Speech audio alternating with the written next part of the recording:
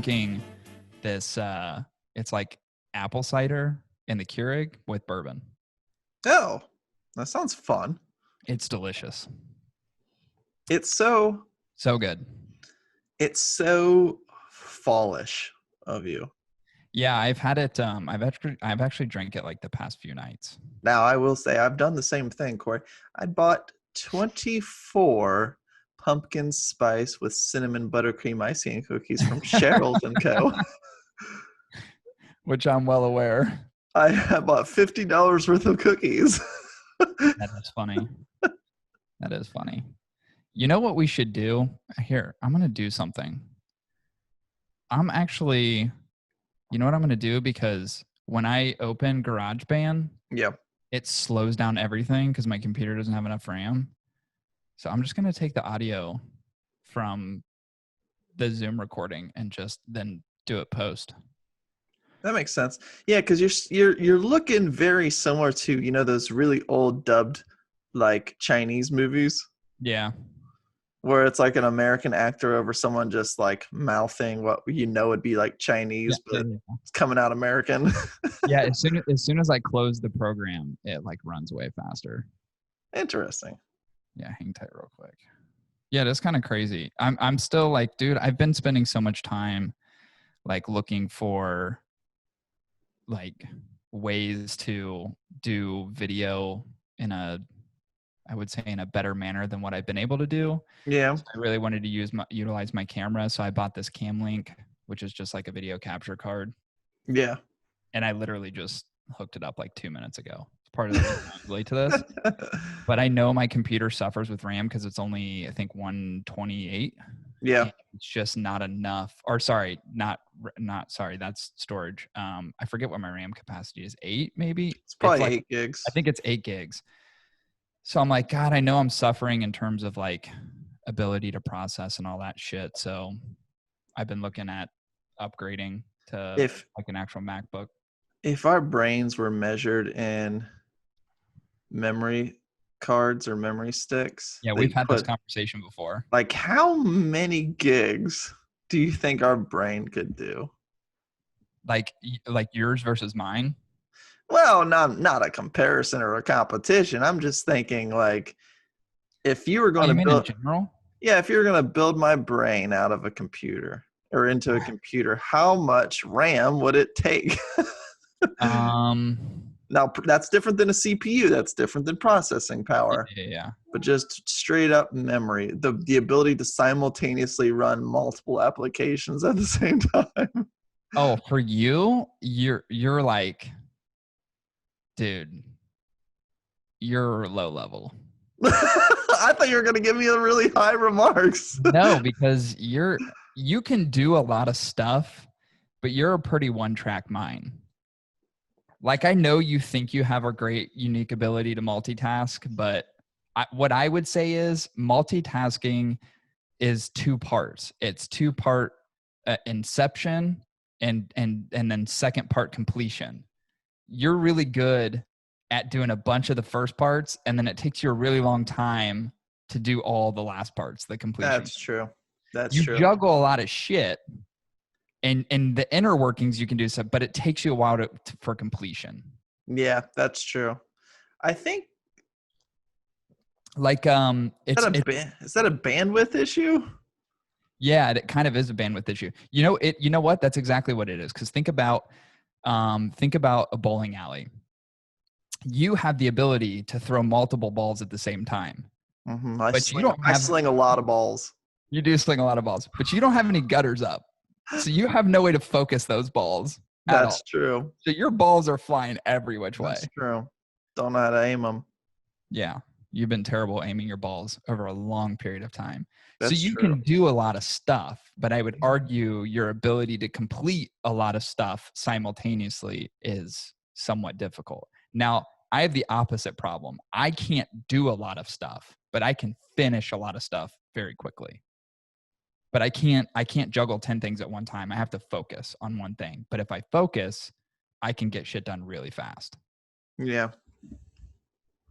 So really, if someone were to mash you and I together, if we were to mash our balls together, we'd be the perfect being. We would be perfect. We'd be the perfect human being.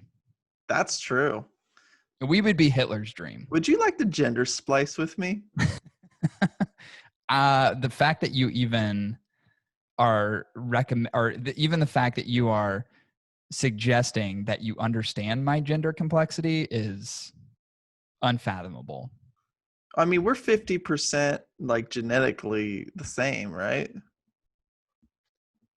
I don't know how that works. 50%? Yeah, right. I I think. don't know that. I Are don't we know that. That works. 100%?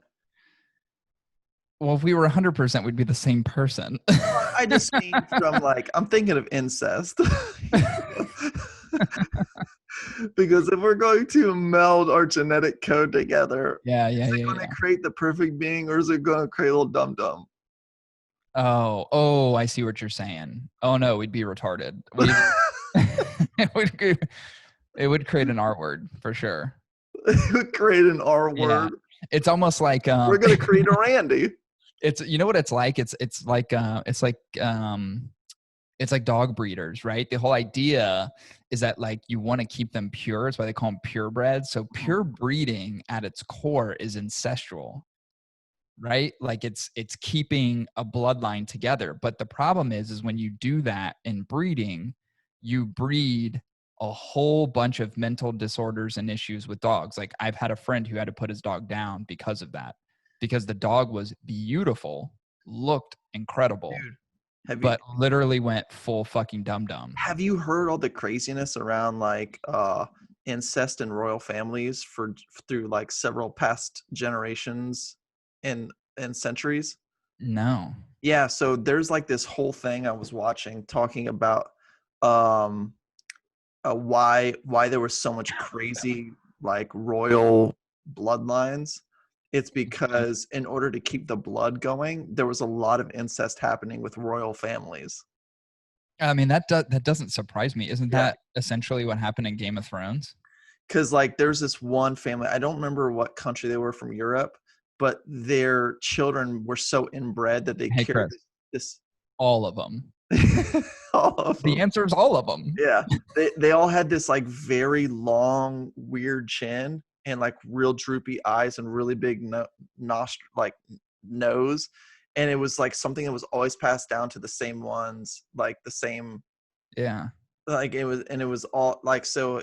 It was very like bizarre, Yeah, very bizarre thing. that's interesting, but I mean, I'm not surprised because if you look at like every medieval show, barbarian show, anything that depicts something from like old times, there's always something in the show that is related to incest. Like in every single one of them. Like it happens like, oh, this dude fucked his sister, and this dad fucked his daughter, and this daughter fucked her cousin, and then like you get these weird, goofy offspring. Yeah, It was dude, it's Game of Thrones. Like it's literally, wouldn't it be of course that crazy? shit was real. I mean, those families believed in purity. That's why they did that. Wouldn't it be crazy if you like knew someone like that was really tight knit with our inner circles that was like doing some crazy ancestral shit? Yeah, that'd be wild if that was a real thing, you know? Wouldn't that be crazy? Wouldn't that be crazy? Oh, makes me need to drink more.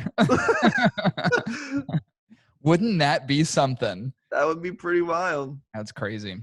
Dude, you should literally drink this. So it's Mott's apple cider K cups. Yeah. You just K cup it up and then just pour a little. I have this this wood stave it's like oak and Eden bourbon. Yeah. It actually has like a toasted oak spear in it. So it gives a little bit of oakiness. Dude, this shit is Yeah. delicious. Huh. It's so good. It's really, really good. And by the way, this seems so much better when I'm not running GarageBand. So we're just gonna keep doing this. That sounds fine. You know what I think I'm gonna do though? I think I'm gonna get an iPad, like a new iPad Pro to run GarageBand, or have my PC run GarageBand and have the iPad Pro that I can just like navigate on. Yeah, for sure. Spending way too much Get money into the on this tech shit. age, bro. It's I time for am. join Dude, us. I'm literally casting from my fucking like beautiful Canon camera right now, which by the way, you've got to admit the image looks It so looks much nice better. and crisp. Yeah, look, dude, it feels I finally fucking figured it out after Mine so looks much research. very, very dull. very. That's because you're using a MacBook FaceTime camera. They're terrible. Do it. Do some. Do Do it it very very slowly. slowly. Oh, hold on. Dude, I cannot fucking believe you just quoted True Lies, and here's why. A guy that I know, the guy who did my basement, Joe, he Yeah. put a thing on Instagram where it was like he took a screenshot and he was watching True Lies and he goes, I bet you can't name that movie. And I was like, bro, True Lies. He was like, you are literally like the only fucking person that's got that shit. Oh I was man, like, it's I so fucking good. love that movie. It's so underrated. Like, people forget about True Lies. Tom Arnold and Arnold Schwarzenegger are the two best. It's the fucking Clash of the Arnolds. It's a cult Great. classic at this point, man. Yeah, but not a lot of people know about that. Elijah Dushku, like before she was all old and shit, she was like What's a her little name? young, grumpy, angst teenager. Doucheku? Yeah, Elijah Dushku. That's her fucking name. I'm not making up her name. I'm not trying to make a joke. It's Elijah Dushku. It's like, why did they name you? It's all my What vagina. happened to her, by My the way? vagina coos. what the fucking happened to Elijah Dushku? It's like that is such a peculiar name. It's like, well, it was passed down through the bloodline of my family. All of us douchecoos have it. That's such a peculiar name that, well, hear about this. Lay down and put your ear close to my vagina, almost like a conch shell. And then you get close, it's like, coo. Like, oh shit, that vagina just cooed. Yeah, it's a Dushku. Yeah. Dude, look at the veins in my head. I guess that's the one thing I don't like about an HD camera. Look at that. Every time I laugh. Dude, we have the same veinage. I think I have a 3 split. You have a very weird, you have like a turkey wishbone split. Dude, look at mine. They go all over the place. I've got a highway of veins running through my forehead. I don't like it. It's weird. Oh, I got these new ear monitors too. Check that out. Those are sweet. So I don't have to use, they were so cheap. They were like $20 and they sound great, but I didn't want to wear the big bulky headphones anymore because I don't like the way, I like that they cover and the sound is really good, but it fucks my hair up and I have really nice hair right now and I want to let it go down. So they sound really good actually. The lows are a little bit weird. Like the highs are too high. Yeah. You really kind of got to adjust for the lows, but I feel like it sounds pretty good. So Probably pretty good for vocals and not so great for music. Great for vocals. There's no way they're good for music. I can say that right now. Yeah. Like I'm never going to use these to like listen to music. They're just good for playback and my ears. But so cigar news. Let's get into this real quick. Milt Diaz just released another Vitola, which is awesome. And it's weird because I've been kind of waiting for this Vitola to come out or something similar to it.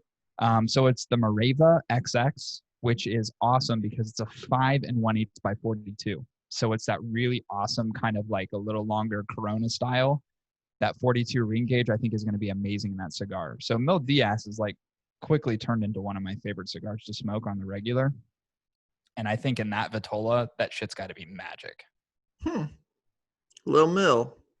Get a little. They already fucking sold out of them. They sold out of them in one day. Damn. Yeah, they're already shipping. And they've pretty much already like crushed fucking sales for that new Vitola. I think that's the magic Vitola, honestly, for the Milt Diaz. It's got to be. Like, there's no way. Like, for me, I just think about the complexity of the smoke and how much I like it. I'm like, that's got to be the tits. And also, Davidoff just announced that they're releasing the Year of the Ox. So that's their next limited edition. Yeah. I have the Year of the 2 Year of the Rats, Year of the Dog. This one's the Year of the Ox, which I'll get my hands on. It's fucking $40. When are we gonna get that Year of the Cock? It's out. The Year of the Rooster. I have no cock. It's the same thing. A cock is a rooster. Or no, do you literally mean a cock? A cock. Like a full-fledged cock. Cock. Does cock sound Jewish? Yes. Yes, it definitely sounds Jewish, doesn't it? Yeah. If you really enunciate the first few letters. Hi, it's my cock. It's my cock.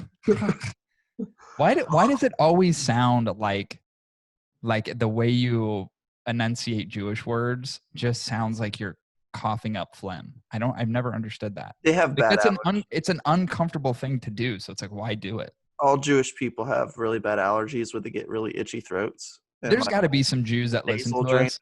If you're a Jewish person and you listen to this, can you can you make sense of this for us? Because I'm really curious as to why it's always like. And honestly, it's kind of hard to do without phlegm in your mouth. So if you have cotton mouth or dry mouth, you can't do that. So you couldn't talk Jew if you have a dry mouth. You always have to have like a surplus of phlegm in the back of your throat to be able to do that. Think about it. That's so true. Well, I know not to like jump into it too quickly, but I know we got a cigar review today in the cigar review, and you would have probably heard at the beginning of this episode, but it's that new cigar called the number 3, right? From Cigar Culture, right? That's right. Yeah, but you're not allowed to jump into it yet. Well, I don't want to jump into it yet, but in order to prepare ourselves for the cigar review, I did want to go over some interesting cultural traditions, because we're talking about some traditions and different cultures this episode. Doesn't it feel kind of fitting to talk about some of these? Wouldn't that be fun, Corey? Yeah, but can you do it in just a second? Because I have one more thing I got to tell you. Oh, yeah, that's fine. Go for it. You ready? Yeah. Guess what? The CAO vision is back, geez. Baby. It's no back, baby. Woo! I've never been so fucking excited in my life for the CAO vision return. Now, if you guys remember, the original CAO vision came out. It came out in 2007. Now, this was the striking and unrealistic thing about its placement in the market. And to me, I've always said this. It's the best worst cigar ever created, and here's why.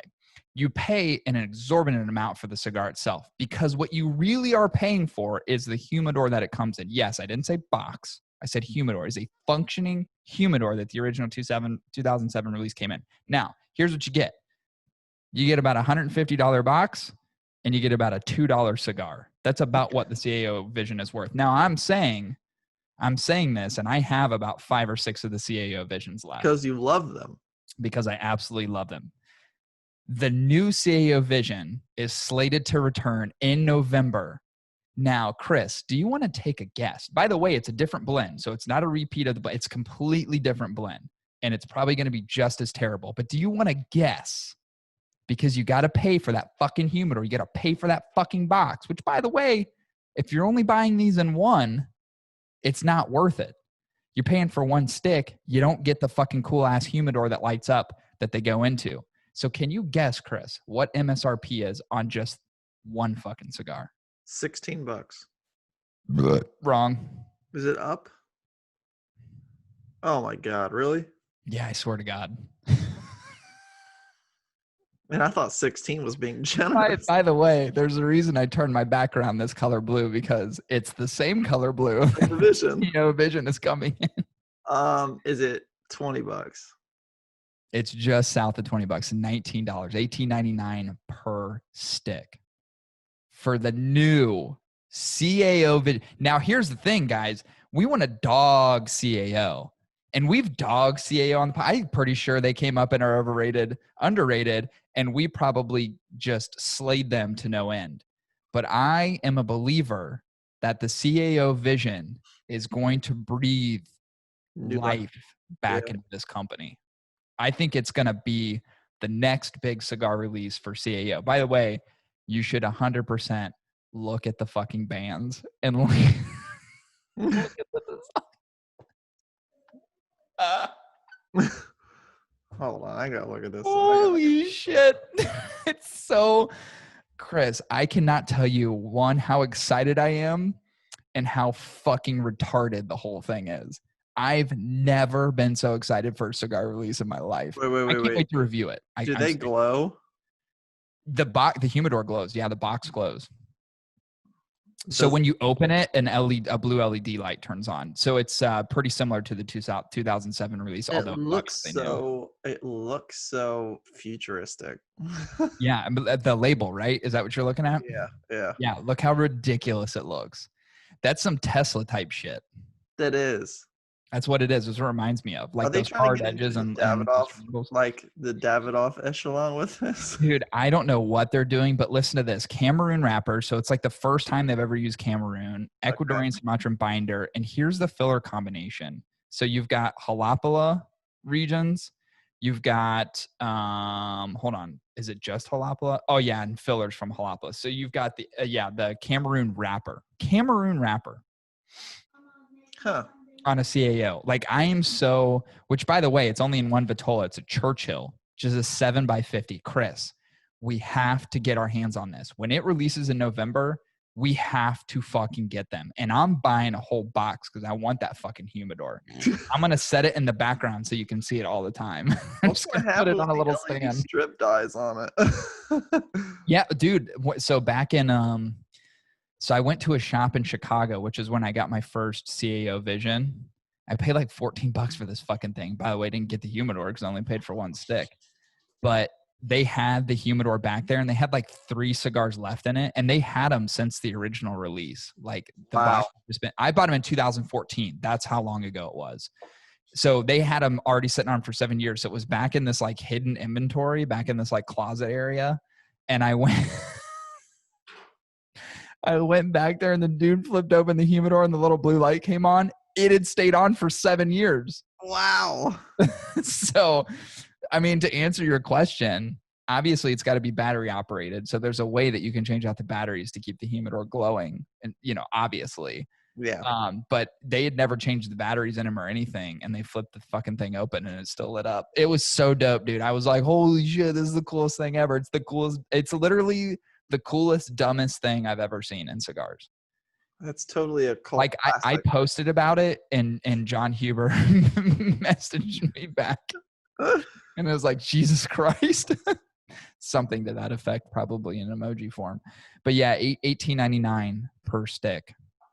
They're doing 2,500 boxes. And I'm telling you right now, I couldn't be more excited for a cigar release. Fuck the fucking 5-year anniversario, Elwu and say, fuck the Mil Diaz, fuck all this other shit, fuck Epicrio. They don't matter. The only thing that matters is the CAO Vision. It is what I have been waiting for the entirety of 2020. You want to bring 2020 back in the good, you release the CAO Vision. That's how we get back on track in 2020. That's how we ensure a wonderful and ecstatic 2021 is by making sure that the Vision releases. I mean, I'm a sucker for a high-priced dollared cigar. That you are. Because I'm always irking to figure out if it's worth the price. But boy, do I have my apprehension. It's going to be so terrible because everything they blend is so bad. And I feel bad because I like that Rick Rodriguez guy. And I know he's master blender and ambassador, but dude, you got to do better. But I believe in the Vision. I think the Vision, when it comes out, is going to explode in the marketplace and it's going to reignite people's passion around CAO. I truly feel that. And by truly feel that, I mean it's going to have the exact opposite reaction. Now, Chris, you mentioned something about cultural feels because we are breaking down the cigar culture number 3. So what do you got for us in terms of cultural representation? I thought it was important to kind of go through some interesting cultural traditions that have spanned the entire world for generations. And I picked out some of the weirdest ones and then even wrote my own at the end here because I feel like it's fitting because it's a cigar culture cigar. We're talking about a lot of traditions and cult classics and cultural things this episode. It just makes perfect sense to kind of give you the rundown of some of the most crazy and maybe even ridiculous cultural traditions. Starting with number 1, the country of Denmark. Throwing cinnamon at single people. Now, if by the time you turn 25, you're unmarried, you can expect your friends to ambush you with a cinnamon shower all day. That's bad enough. But if you're still single at 30, they cover you in pepper. Oh, shit. Dude, that's just being pepper spray. What the fuck do you mean? They just cover you in pepper. That sounds like it's illegal. Could you imagine, like, he's like, look at this single piece of shit. Just like pouring cinnamon. What, are they just like slowly basting you over time so that by the time you're 70 and single, they're just going to eat you? It's the most, I don't know, but Denmark, they like hazing people who are Dude, single. I'll be honest. Scandinavian countries are the shit, so I'd let them do it. Now, I will say cinnamon is absolutely definitively my favorite spice. So Same. I would be cool with being doused in cinnamon. It actually sounds like some freaky fucking thing that you do in Denmark. Freaky But you know Dutch. what they're telling you? It's not cool to be single. Yeah. Like, Yeah. It is kind of weird. It is kind of weird. Yeah. But I mean, it's not cool to be single though either, though, when you're that old, right? So you got to do something. well, imagine coming to the United States and someone's like, "You single?" And you're like, "Yeah." And they get the cinnamon out. They're like, ready to pour. It's like, no, no, no. This was a choice. It's like, no, it's not. Just like fucking pour cinnamon on them. I'm saving myself. Yeah, I Yeah. like it. I Yeah. like it. I think there's worse traditions, but I kind of like that one. It's kind of cool. Dude, I'm telling you, Scandinavian countries they're fucking freaky. I read something yesterday. God, what country was it? It actually may have been Denmark.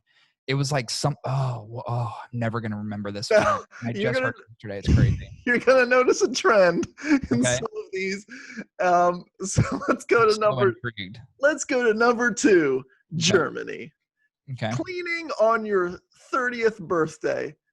If you're still unmarried at 30 in Germany, don't expect any special treatment. Unmarried women are expected to clean their friends' doorknobs with toothbrushes, while men have to sweep up, although a kiss from someone of the opposite gender could excuse you from these chores. What?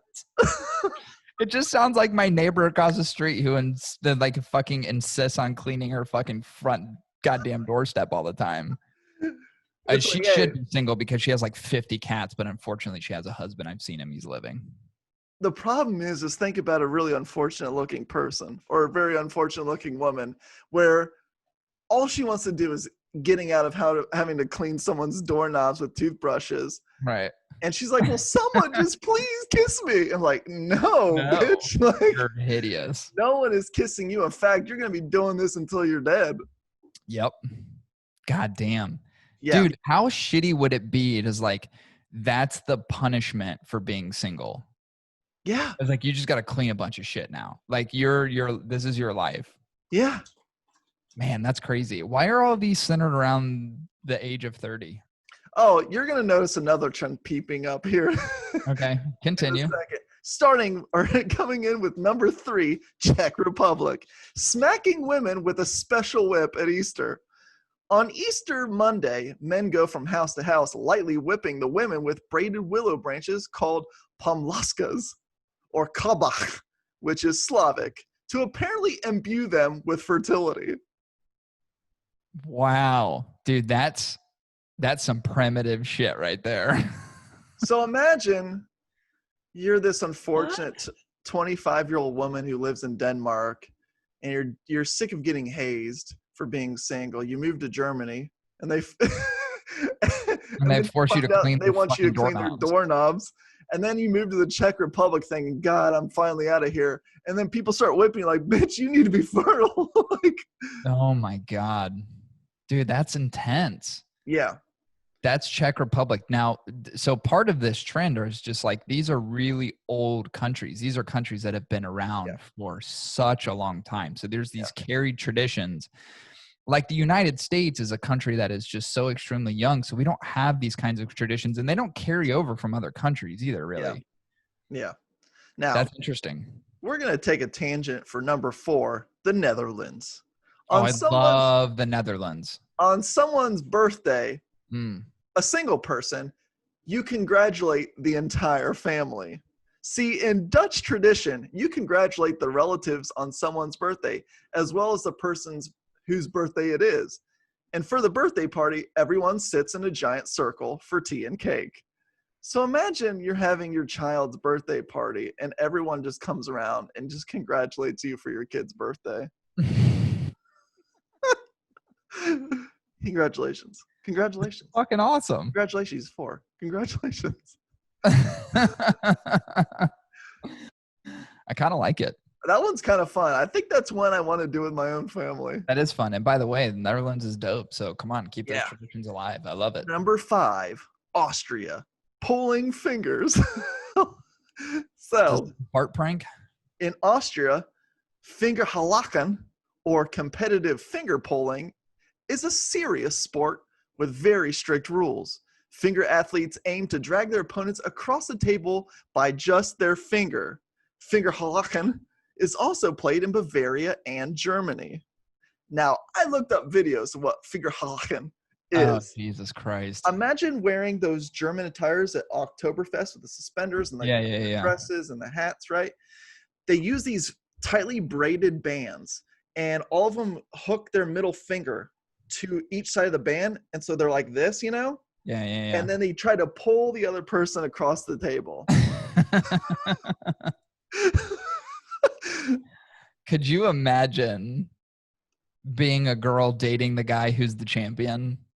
He's like, what do you do? And he was like, oh, I'm the, what do they call it? The finger Fingerhalaken champion. And she just looks at him and is like, oh boy. Like, you're in for a real treat. Not pulling my penis out. I'm going 5 fingers. I've seen so many of them now, like the videos. I mean, people are literally, they got their legs braced up against the tables, almost like competitive, like arm wrestlers. So it's like a really ridiculous arm wrestling thing. Yeah, pretty much. It's almost like when the Russians do those slap fights. Like I love those. Champions. I've seen so many. Fun as fuck to watch, dude. They are. God damn, those guys really get into They're just like, right at the last second in slow-mo, they're like, they just turn their heads like. I watched a clip of this really big guy hitting this small kid. With the black, I don't remember. There's so many of them, but I just remember those kids.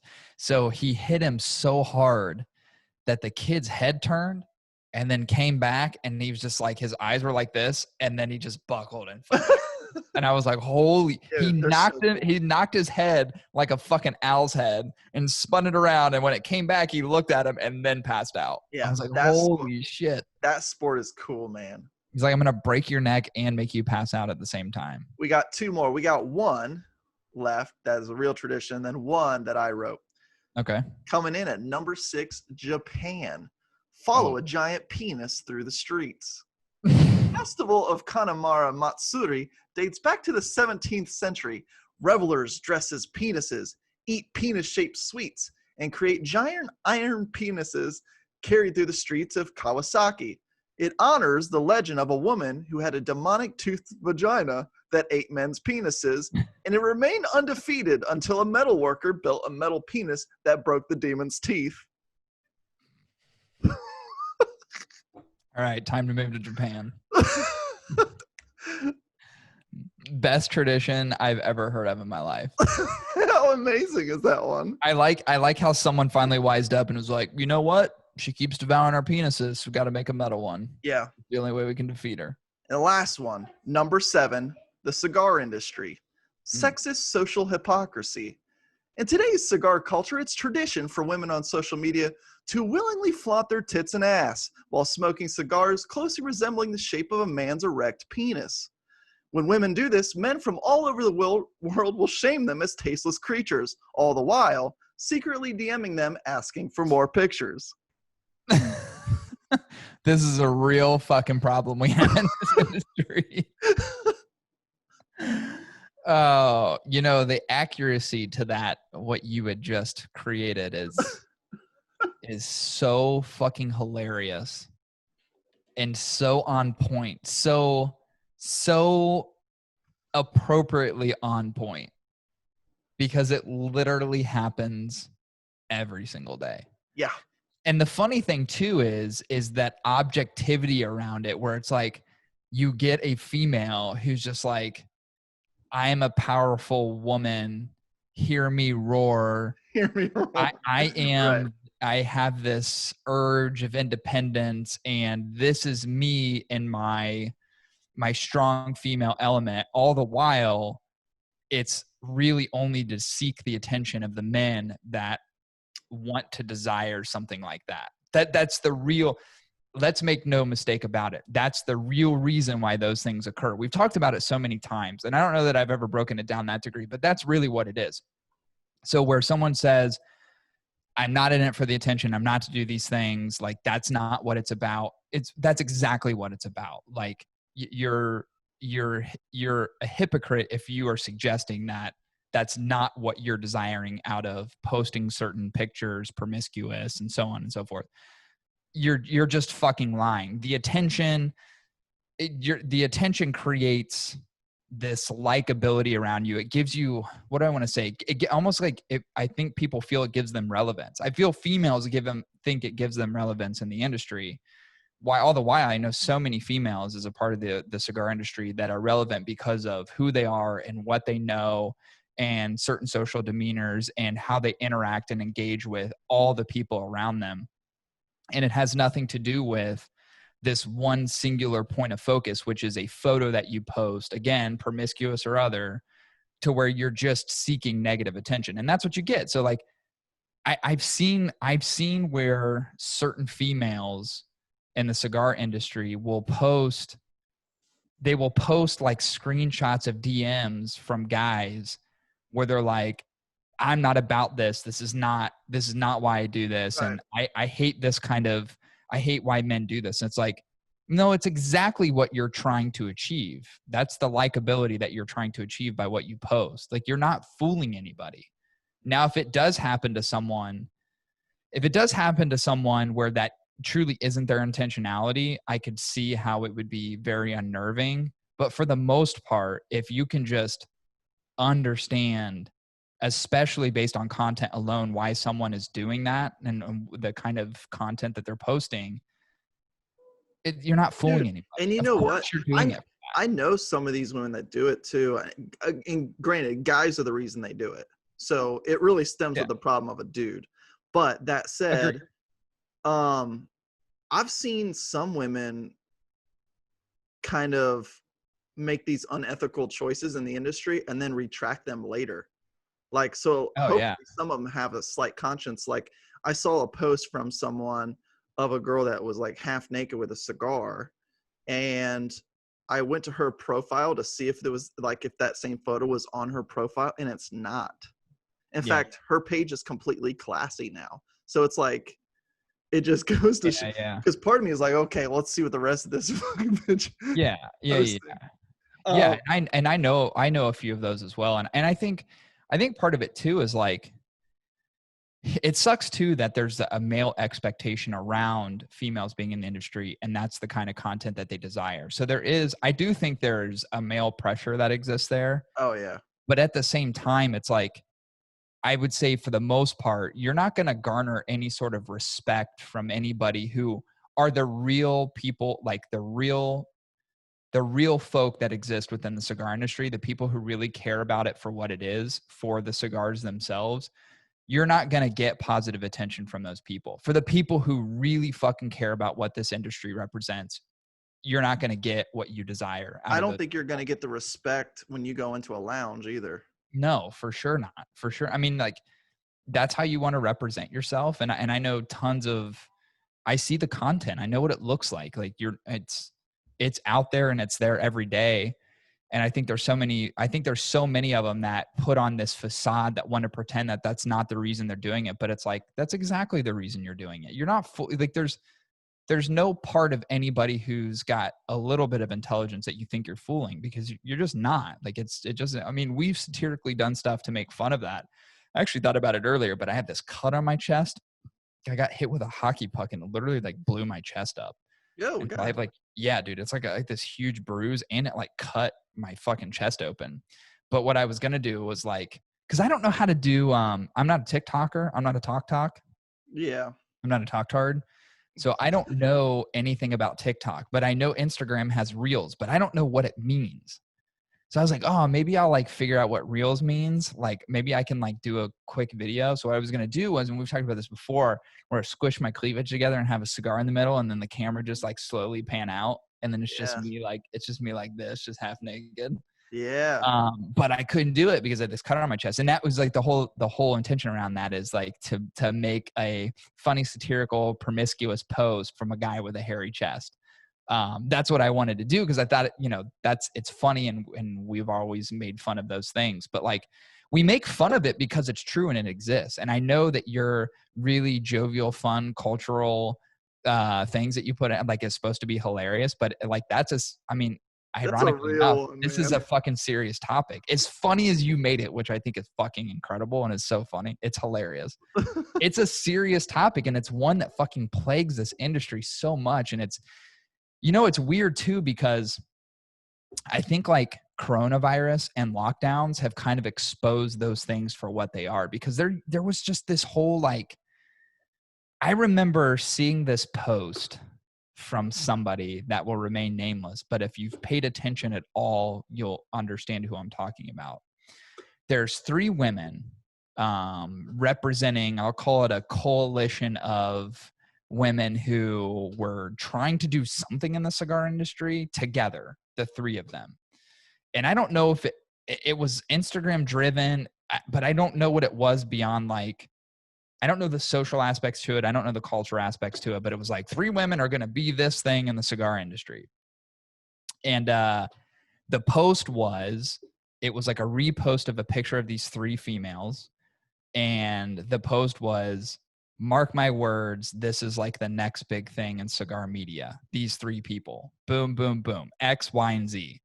Mm. And I saw that post and I just started fucking laughing so hard, because I was like, to do this and to do it, like, I wouldn't even really consider us like cigar media other than like what we do on the podcast. Like we do this and we talk about, but we're not Half Wheel and we're not Cigar Aficionado. We're not these like juggernaut organizations that are like we can't live, eat, breathe, and digest and regurgitate this stuff every day. Like we have other shit that we have to do that we're obligated to. It would be different if we didn't have those things, but it's like, this is like a hobbyist thing that it turned into something much bigger than that, right? Yeah.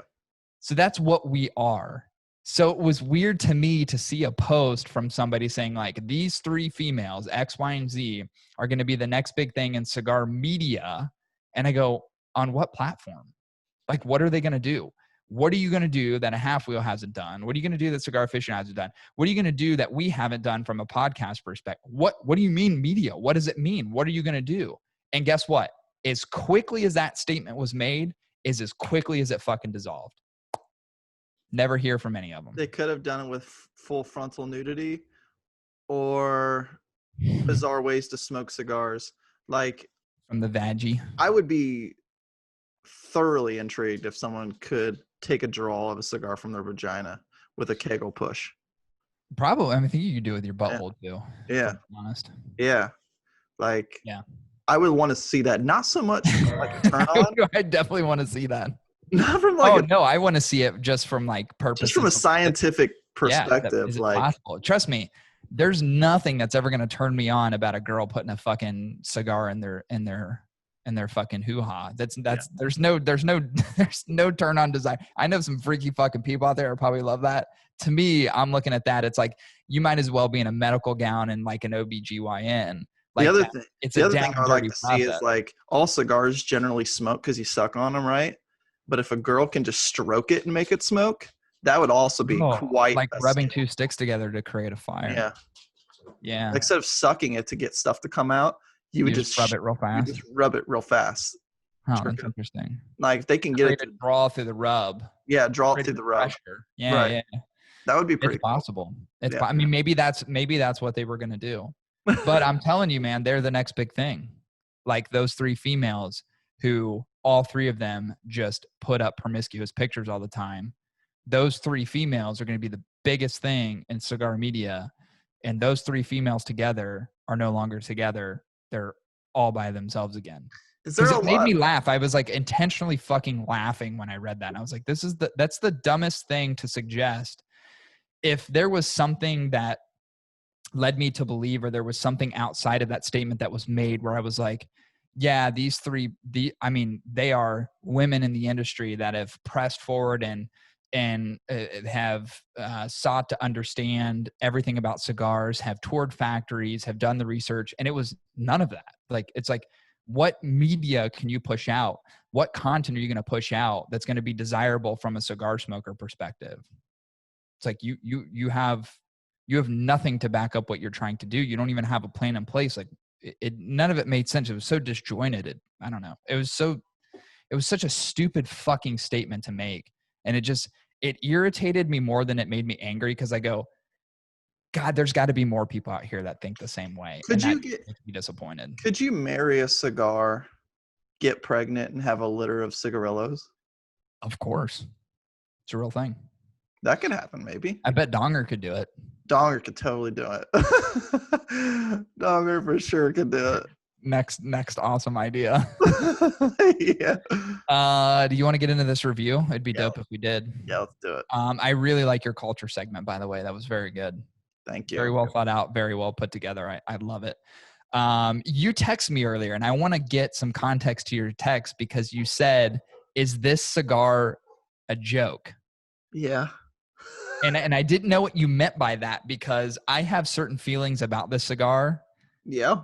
Which are going to clearly differ from me. I feel like, I don't know if it's the cigar itself or what the cigar represents in terms of your question. I mean, we're here to find out. But I have my thoughts on this cigar. So before we get anything else, let's give a little background and context to what this cigar is and what it represents. So this is the Cigar Culture. Culture number 3. Cigar Culture is a Facebook group that has been run for a long time. And it's one of the bigger Facebook groups out there. So like Cigar Culture, as it is as an entity, has been around for a long time. So this is like first initial from the gentleman that runs the group. This is like the first initial blend of a cigar that they're bringing to the market. So rumor has it, over 60 blends that were sampled before they landed on this one. Right.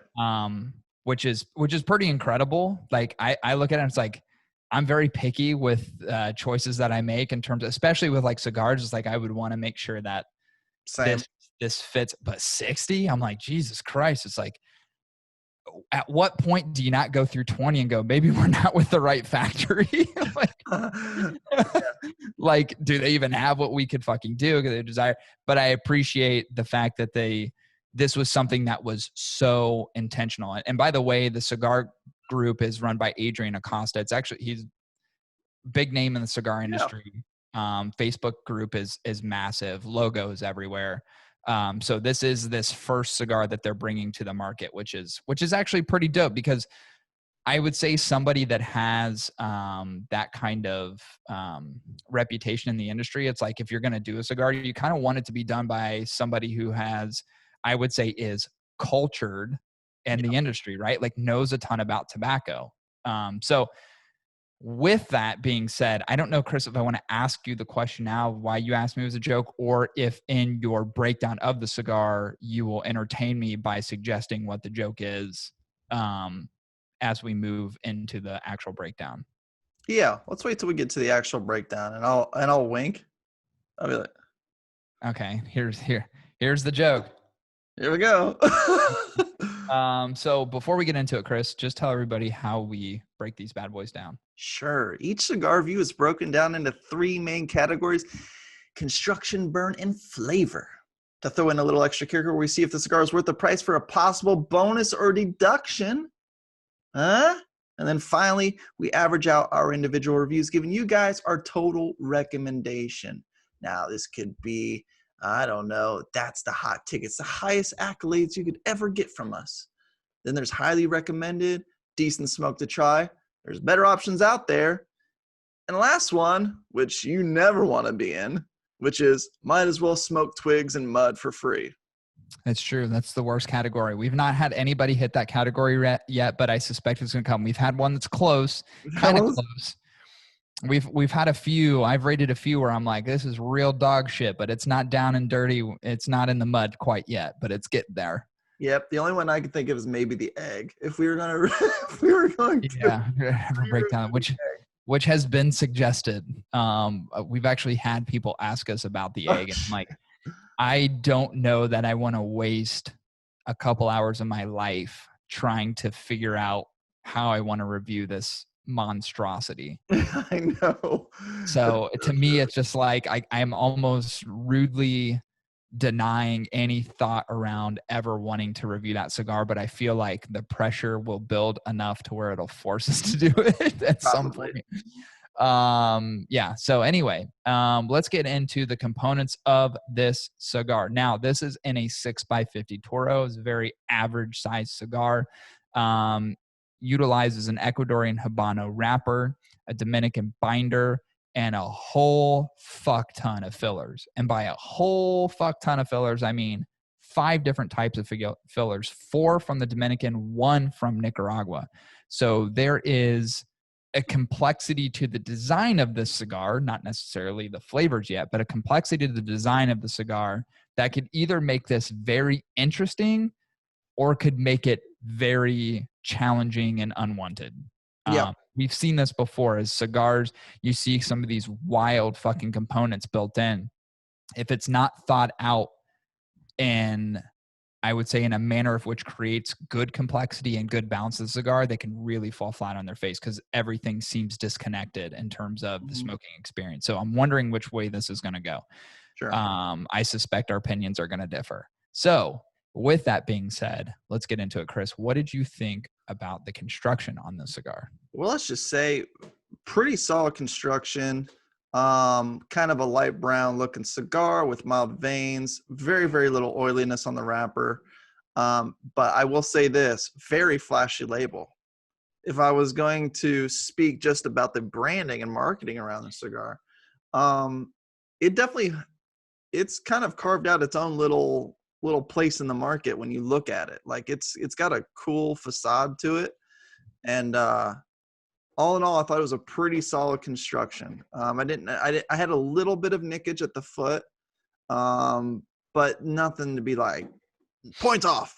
But it was just a little bit of nickage at the foot. But that may have been my bad. And I only say that because when I photoed the cigar, it fell. It hit my floor. So don't you deduct it for something that I did. I didn't deduct. Okay. But I definitely I do think that was my bad, honestly. Your cigar was the photo cigar. But I thought it was a pretty solid looking cigar. The cap, typically I don't know how every factory does it, so I don't want to say that there's a de facto standard to how they do it. But typically it's usually like a circle cutter that is applying pressure on the tobacco wrapper leaf, creates the circle by which you glue over top of it. Mine kind of was blossoming a little bit, like a little wavy, like a 50s woman's skirt. You know what I'm talking about? Like a bottle cap. Yeah, kind of. Yeah, exactly. So it was kind of a little bit messy, but all in all, it was a pretty solid construction. Nice. I thought the construction was really good on this cigar. I actually like that it was smooth and slightly oily. Mine had some thick veins, but the good thing is like none of that created challenges with the burn. Sometimes it does. I thought personally the band design is fucking awesome. Yeah, it's cool. I love, and I don't know if it's just, I like the logo and I like the text. So I like the font that they use and I like that it's big, bold, and gold. And I also like just a little bit of interlaced bright colors at the top and the bottom. Mm-hmm. Dude, to me, that fucking sets it off. I don't know why I love that combination so much, but honestly, it's one of my favorite logos I've seen in a long time. It reminds me of the Trinidad, the Spirit. Yeah, the Espiritu. It's got the bright colors and like the weird pattern, right? With some of the gold. But I think the font of this though is so new and stylistic. Like it doesn't, oh man, I'm getting so tired of the old school feel. Even with new companies, there's such an old school feel to every design because everybody wants to pay homage to like the traditionalism of cigars and these like unique characteristics that have been brought over a long period of time. It's almost like the cigar culture guy was like, I'm just going to do something fucking dope and flashy. I'm going to make it fucking gold and I'm going to interlace these bright colors around it. And to me, it's like you did something so different and so desirable in my opinion. I fucking love I love what it represents. I love the packaging and I love that band. I think it's awesome. Yeah. Yeah, for sure. So what'd you think about the burn? So it's kind of a 2-3 puff for people. It smokes pretty good. 2 to 3 puffs gets pretty good smoke production. It had a very flaky ash. I don't know if you noticed that or not, or if you had the same thing, but typically, when I have a really dense cigar, because it was a dense cigar on the feel, usually when something is super dense, I tend to see very tightly packed ash, almost like the difference between having like good packing snow and really flaky, fluffy snow that you can never make a snowball out, it just kind of falls apart easy. Good analogy. Mine was super flaky. Like it didn't take a whole lot for it just to go. Yeah. It kind of blossomed. Kind of spit ash as opposed to really kind of all combined and Right. jointed together. Right. Yeah. Which was interesting for as tightly packed as it is. I just thought it was something interesting to note. Right. It did have a slight weird runnage, but it managed to like kind of correct itself at one point. You know, like when you like it kind of starts to turn it into a spoon holding like a scoop of ice cream. Yeah. Like the Yeah. ice cream's the fillers, the spoon's just like the one end. It was doing that, but it kind of ended up like what was once like a rectangle that was kind of like run and sticking up. It kind of just like pointed and then kind of recorrected. Oh, that's interesting. So I didn't have to touch that, thankfully. But I was like, oh, that's a weird run. Please Yeah. correct. Yeah. That is. Not that I would say touch-ups are not uncommon. It's just runs can be frustrating sometimes. I will say this. I did have one outage at the 50% mark. It was just like, poof, done. I don't know why. I haven't really had one of Yeah. those in a while, to be honest. But it did have a abrupt outage, about a 50% mark. But all in all, I thought the smoke and the draw and the consistency of the burn was pretty solid. Pretty solid. Yeah. Mine had a great draw, great smoke production. I did have one outage as well towards the latter half of the cigar, which was really abrupt, honestly. Not one that I anticipated, just even doing a once over with a cigar. I didn't really anticipate any sort of pits or anything, no soft spots. So I was a little shocked, but not unrealistic or uncharacteristic of something that is 6x50. Yeah. Amazing consistency. I thought, Yeah. I honestly think structurally on a cigar, and this is a lot of times where it's like, obviously this is a contract brand, right? So you get this contract manufacturing, and maybe this is like, to me, indicative of the idea of like, hey, we're going to do a run through of 60 different variances, which is more to do with the flavor than is anything else. But I think part of what that does when someone is more extreme to making sure it's desirable and it's the way that they want it, is that all aspects of the cigar are done correctly. So what I loved about this cigar is that structurally and from a burn perspective, it is literally there with some of the best cigars I've had. So I like that in a contract brand and something that is not for someone who works at a factory, not someone who's a master blender, just somebody who has this social representation in the cigar community has thoughtfully brought something forward in terms of those two components. Now, here's the most important component that we always score, arguably, which is the flavor. So, Chris, what did you think about the flavor of the cigar? And will this uncover why you asked me if this cigar itself was, in fact, a joke? I'm glad you asked. Okay, I'm really struggling here when I say this, okay? Uh-huh. Because part of me was like, am I in like some weird personal palate funk? Am I getting COVID? Did I smoke too harsh of cigars yesterday? Like, because here's what I'm going to say about this cigar, and I really could not fathom this part, okay? I Mm-hmm. really struggle with this part. My first draw on it literally had zero flavor. It's just air and It smoke. was just like I could taste carcinogens. Interesting. Okay. It was my first draw literally had no flavor. It didn't even have any spice. like I didn't even really pick up any bitterness. You're like, what am I smoking right now? And I was like, Is that a what real is thing? happening? Yeah, yeah, What yeah. is happening? So then Okay, that's I fair. start That's fair. taking more and more draws. And I'm like, what flavor is this? Like what am I getting? And I started like drawing and retrohaling going, and I was still getting nothing.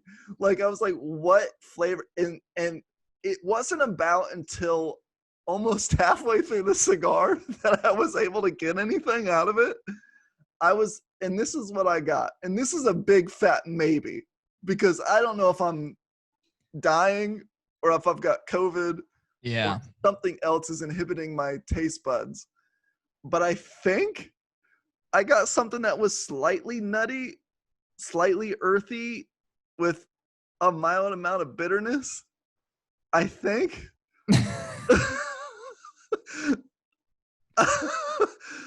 But that's a big maybe. I think Okay. I think I'm reaching for those Okay. because I'm not so sure. Okay. it was like that for like a majority of the cigar.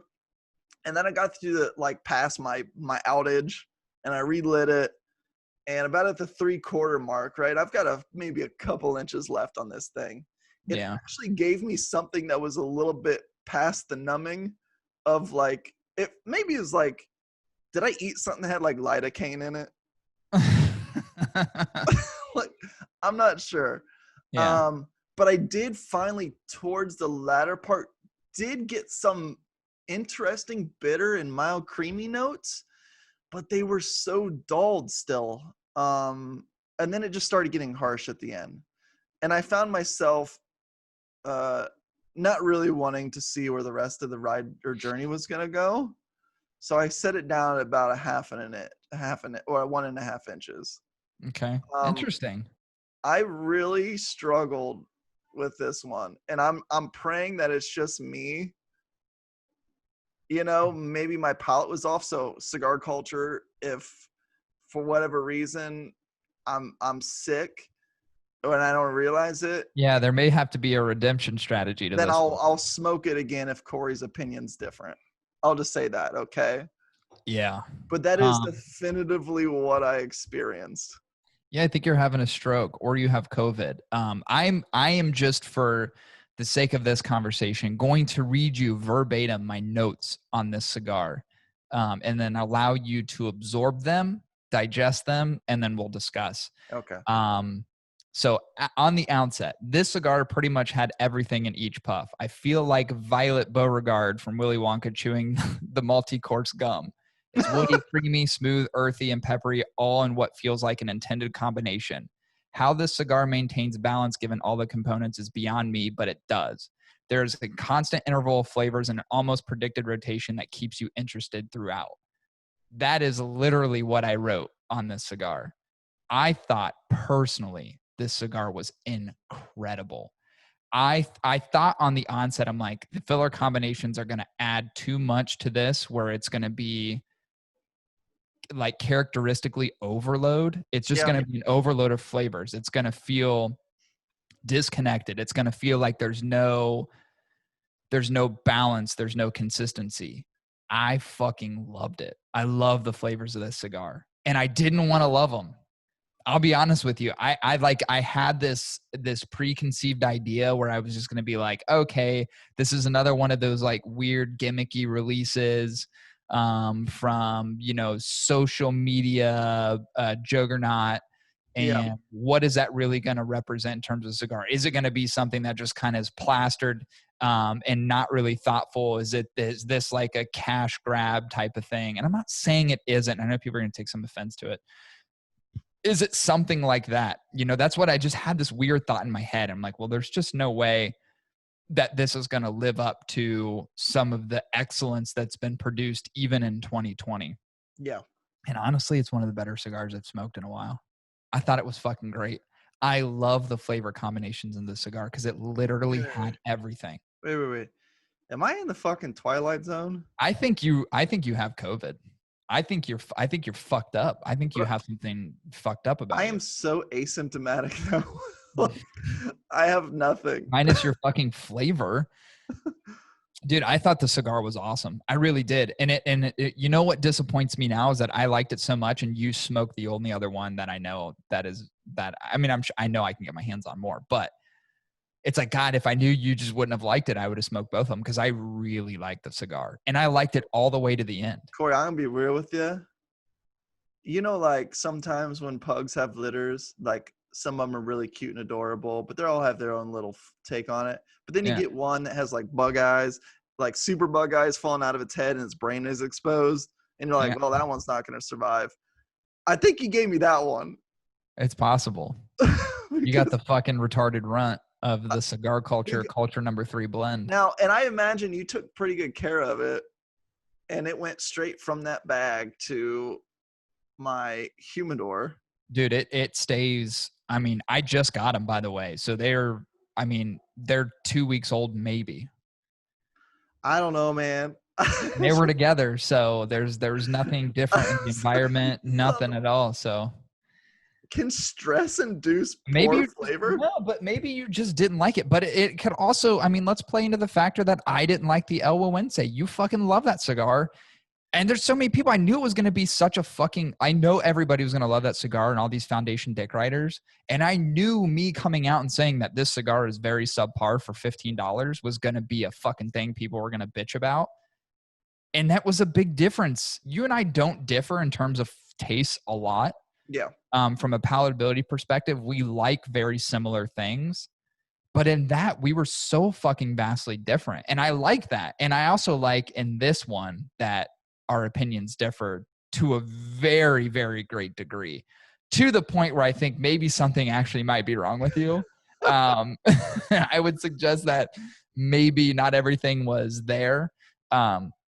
So part of me was like, yeah, Chris, you should probably try this again just to make sure. But if at a second go you feel the same exact way, then I don't There's know. no doubt. Like if I ever question my own vote on something, I'll do it. I'll Yeah. smoke it again.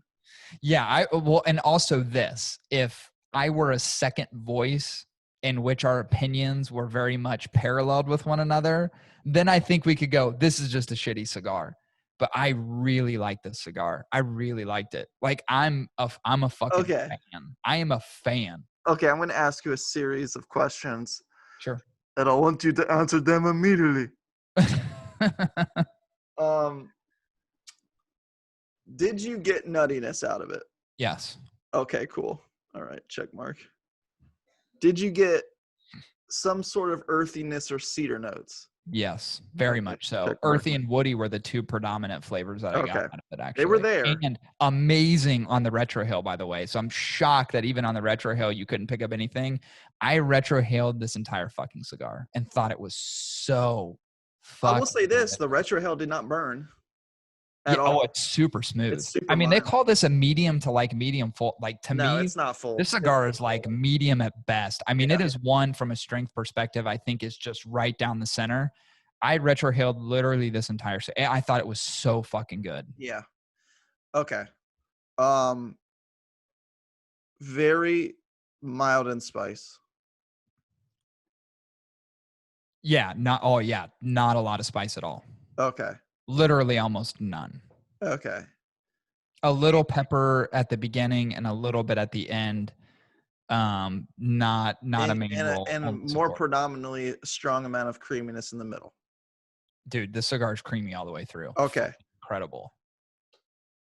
I think what I experienced is like a dullness of all those components. Yeah, like it's like the difference between me talking to you a foot away from me, picking up everything you're telling me, and then me talking to you about a football length field away. Yeah, like your volume's turned up to 1, mine's turned up to 10. Yeah. I'm amplified. Yeah. You're a little bit more reserved. Yeah, man, maybe that's what it is. I mean, that's so bizarre. That could be what it is. I don't think you're off in terms of flavors, but also this cigar had everything. Like literally listen to what I said. I said, how this cigar maintains balance given all the components is beyond me, but it does. There is a constant interval of flavors, almost in a predicted rotation that keeps you interested throughout the cigar. It's weird, dude. It's like, boom, something different, boom, something different, boom, something different. And then it just goes right back to the beginning. Boom, something different, boom, something different, right back to the beginning, again and again and again. Yeah. That's what I loved about the cigar, dude. It was all over the place, but it worked. And I really fucking love that in this cigar. It's like, I don't know. It's weird. And maybe it's just because it's so vastly different from a lot of cigars that I've had recently. Yeah. Like I really, really, really enjoyed it. I enjoyed it a lot. I really like the cigar to the point where I want more. So, but let's get into price. The final part of which I never called out initially, and it hovers right around that $10 price range, right? So only one Vitola, so we only have to worry about one price, $10. So I'm going to go ahead and predict your outcome for you, and you saying that this obviously received a pricing delta based on your experience. So -1. Funny enough, I did not give it a -1. Oh, wow. Is it because you are so displeased with your reaction to the cigar, because you are in a sense questioning Your own palatability? Is that why? Yeah. You fucked up. You fucked up. Now, would that have changed if my breakdown of the cigar was different than what it was? If I would have empathized with you in terms of what the flavor was in the cigar, would you have changed that? Would that outcome be different? No, because that's substantial bias at that point. I wouldn't have Yeah. changed it after the fact. But Yeah, I that was a trick question, so I'm glad you answered correctly. Now, but yeah, I was totally just lost. I mean, I think there's something to it as well, Chris, and I'll just be honest with you that, like, you know, you smoke a lot on Thursdays. I do. You know what I mean? Like, you spend your whole day at the lounge. So Yeah. you're constantly smoking. You know, one of the things that I make sure I maintain as much as possible, especially when I'm reviewing a cigar, is I'm doing it on a fresh palate. And you had, I mean, I'm sure you had a little bit of time in between, but dude, if you're overloading on a Thursday, maybe you just weren't all there today. You know what I mean? Yeah. I mean, I had 3 last night, Yeah, it's not too many. but then I had 0 today until this cigar. Yeah, no, you should probably be good by then. And I brushed my teeth. I'm going with COVID. You think? Yeah, for sure. What if that was a sign of COVID? Loss of cigar taste. Well, loss of taste is a huge COVID symptom. Oh yeah, that's true, I guess. It's one of the biggest, Chris. It's literally one of the most notable. So it's possible, Chris, with the COVID. I thought I had COVID the other day, by the way. I was going to tell you that I was going to help you move, and I was going to cancel going to Brent's wedding because I was like, oh, I definitely have COVID because someone we play fucking hockey with had it and didn't tell anyone until a week fucking later. And I play with him on Mondays. I'm like, you son of a bitch. Like, we literally played against him, and then he came up and hugged me right at the end of the game. If that fucking gives away who it was. Oh, it totally gives away who it was. Yeah. So motherfucker got COVID. Are you serious? Didn't say shit. And then fucking Andy, the guy who runs the league, was like, oh, by the way, this person got COVID. So if you play with him at all, like, be, you know, oh my God, be mindful if you have any symptoms and so on. So the other day, dude, I was like snotting and sneezing. And then I was so worried. I'm like, fuck, I probably have COVID. This was on Wednesday. I sneezed maybe 600 times on Wednesday. I thought my brains were going to come out my face. I sneezed so much, and then I was so congested, dude. I was snotting the whole day. I blew my nose like 100 times. I mean, you can see how red my nose is, and it's literally like, I mean, I blew my nose so much on Wednesday. Okay. And then ended up realizing that it's literally just allergies, and I feel great today. So, okay. So I didn't give it a pricing delta. I'm assuming you priced it appropriate. Yes. Because a $10 stick at a Toro that's a 6x50 is a reputable price point. Yeah, I think it's appropriate. Yeah. So the question is, I need to know what your score is. Shall I text it to you? Yep. So nobody's gonna know what it is. Somebody's coming. It's gonna be very different from yours. What's interesting is that it's going to be so skewed because of mine. Oh yeah, for sure. I'm sticking by my score. Not to say I won't do it a redemption on a follow-up single. Chris, I would challenge you to try to get a hold of this cigar and maybe follow up on it like immediately. Okay. So you redeemed it quite substantially. Hot take review for this number 3 by Cigar Culture is a decent smoke to try. Yeah. Yeah. It would have been. There's better stuff out there. Yeah. I figured that's where it was going to land. I would suggest that you maybe try it again as just getting yourself a second opinion, just because I think both of us it's so different. And I, you know, it's very rare that you and I are so polarized apart so polarized in terms of what we feel about a cigar. But we have 2 weeks in a row now, really. So, you know, I thought the trend was way overhyped. And I'll never pay $15 for that cigar. I'm glad you did for the both of us. Yeah. I will say this.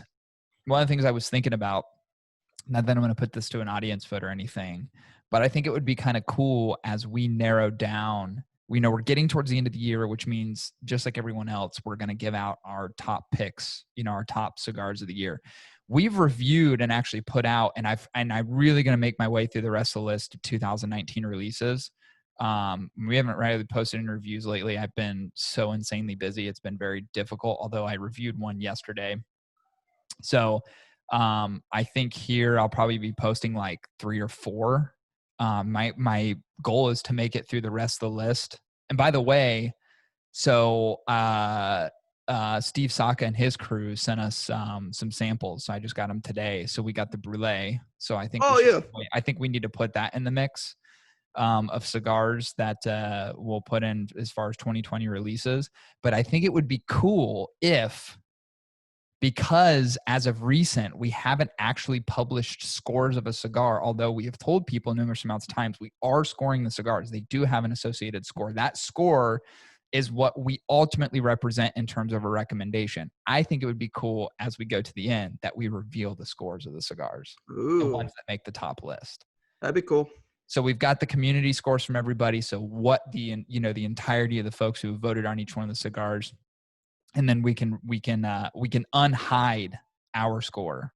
So this is what we actually thought about this particular cigar as we make our way through our top 5s and top 10s and so on. So I think that would be pretty cool. But yeah, so I'll try to rifle my way through the rest of some of the 2019 releases. I have most of them. And then I think we should definitely do, in my opinion, I think we should do the Brulee on the podcast, because that is something I've wanted to smoke for a long time. And there's been some controversy around the Brulee in terms of its sweet tip. So I think it'd be cool to do that. And then he sent us, I think the Stolen Valor, the Unstolen Valor, which is the one that comes in the coffin case. Yeah. I think we got 2 of those as well. So pretty fucking dope. Saka samples, Dumbarton Trust. So I'm pretty excited actually more so about the Brulee than anything, because the Tricky Traca is in there too, but we've already had that. Yeah. Now I like the idea of that. I do want to say now that now we're closing out the end of the show. Congratulations for winning the 3rd head-to-head challenge. I did, yeah. We came out in numbers, but it looks like looks like feminism won. It was it was actually a pretty close race at the beginning, where last time it was a close race, but I was ahead. And then all of a sudden I started trailing behind. I go, what the fuck? So it's officially a 2 versus 1 or 2 against 1 right now. I have 2 wins versus your 1 win.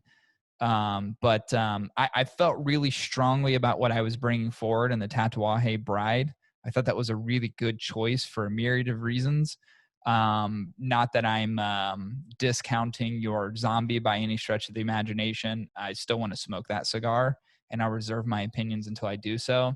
But I think the tried and true, the Bride, just be tough to beat. Well, I came to the podium without really a game plan. Oh, so kind of like our current candidates. Yeah, go out and vote.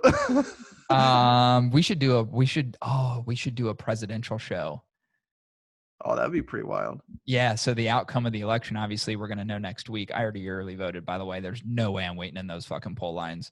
Yeah. So I'm thinking maybe I'll just keep my blue background, wear a little fucking hat, and the whole thing. Yeah. You can be for Biden. I'll be for Trump. Make it real interesting. Do you think I look more Democrat than Republican? I think everybody believes that we both look more Democrat than Republican. Really? Yeah. Oh, for sure. Yeah. Definitely more Republican. Okay. Well, I'm not going to say Republican. I'm more conservative. Yeah, I'm more conservative. I'm definitely not going to say I'm more Republican. Don't put me in those classes. Yeah, I agree. Definitely. I'm conservative. Yeah. I'm fiscally conservative for sure. Yeah. I do believe in this thing called capitalism, but I'm very, very progressive on social issues. So, which is why neither candidate is good for me. So, not my president. Remember when people did that the last election? He ain't my president. And we're like, well, bitch, he is. Because he runs the country. He is. So, unless you choose to move like you've all threatened to do for so many fucking years, every celebrity. That's like getting on the Jerry Springer show, and it's like, Jose, you are the father. It's like, that ain't my baby. That's not my baby. Well, the DNA test results would say that you are not my baby, That ain't my baby. but you're gonna pay child support, aka taxes. Yeah. Not my baby. All right, so let's conclude this. I have dinner reservations tonight, so I should probably get going soon. I got packing reservations. Yeah, that sucks. I'll see you in the morning. Let's conclude this episode. I don't know what episode this is because I don't. 172. 172. I would say I don't have GarageBand up and running, so I have no clue. Yeah, so let's conclude. This concludes episode 172. I will say before we sign off, please visit our show sponsor, My Cigar Pack, www.mycigarpack.com. They have a new affiliate program you can check out. Check out the October release is fucking incredible. They also have the factory direct stuff that has come out, spooky Halloween stuff for October. There'll be a new one out in November, and there'll be an even cooler one out in December, so I've been told. You can also visit our website. We don't have any new reviews that have released in the recent 2 weeks. Sorry, but you can check out the El Vivinte 5-year anniversario, which is the episode last week. So you can check that out, www.hotticketweekly.com, for news, reviews, and more. Yep. Did I miss anything? I don't think so. Just be kind to each other through this presidential election. Yep. I have a feeling it's going to be very divisive, as it already has been. There's going to be a lot. I suspect. I don't know if you remember from 2016, the reaction from that lady that's on the ground and she's just screaming. She's like, no. Oh, I remember that. Yeah. And then like the cool thing is like everybody put metal blast beats to it. So it was like, she's like, no. And it's like, the funniest shit. There's going to be a lot of that, but that is going to in turn kind of materialize into what I am going to suggest is going to be mass rioting. And I only mean because I'm already predicting a particular outcome, which a lot of people, probably 50% of the country, won't agree with. But I would say just based upon the things that I know and have seen, yeah, I think there's going to be some, I mean, either way, there's going to be upset people. You're either going to have people who are going to be kind of curmudgeon-y about it and just go, God damn it. And then you're going to have people that are going to be whiny little bitches. So I think you know which side I'm talking about. There's going to be some whiny little cunts. And then there's going to be people who are just going to be like, fuck, 40 years of this, fuck. Well, you could say to all those people, you should have had more children who were 18 so they can vote in your favor. Yeah, beaches. All right, well, let's conclude this episode. Concludes episode 172. We'll be back at you next week with episode 173. See you, everyone. See ya.